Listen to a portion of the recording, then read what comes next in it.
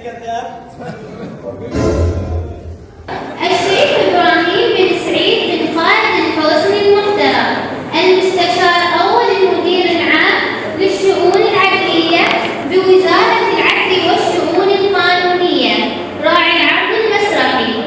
حقيقة المسرحية من خلال مشاهدتي لها مسرحية جميلة، مسرحية هادفة، أيضا يعني عناصر النجاح توفرت في هذه المسرحية اليوم.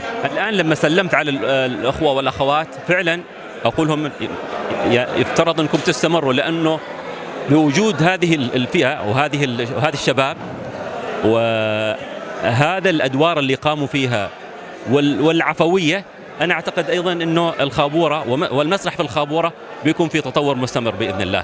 حقيقة نحن افتقدنا فترة هذه الأعمال الكوميدية. شكرا للشباب الذي اجتهدوا وعملوا وقدموا لنا فرجة طيبة، استمتعنا حقيقة، ووصلت رسائل كثيرة أرادوا أنهم يوصلوها للجمهور بقالب كوميدي خفيف استمتعنا به.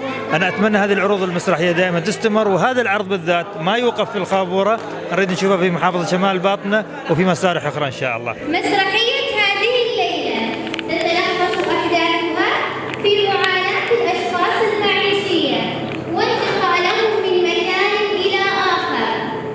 حقيقة استمتعنا بالعرض المسرحي، استمتعنا بالأداء الجميل اللي شفناه من النخبة الشباب من ولاية الخابورة، الله يعطيهم الصحة والعافية.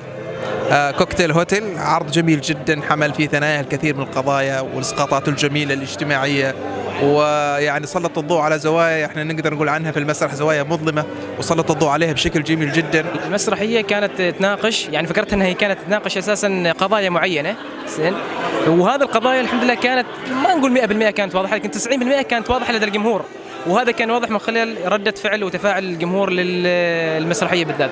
ناقشت المسرحية كل قضية بشكل كوميدي، ومشت الأمور صراحة بشكل يعني ما نتصوره صراحة. المسرحية كانت تشرح عن أهمية اللي تصير، الأحداث اللي تصير في الفندق، الصراحة كانت مبهرة وجميلة، ما توقعتها تكون هذه الدرجة يعني.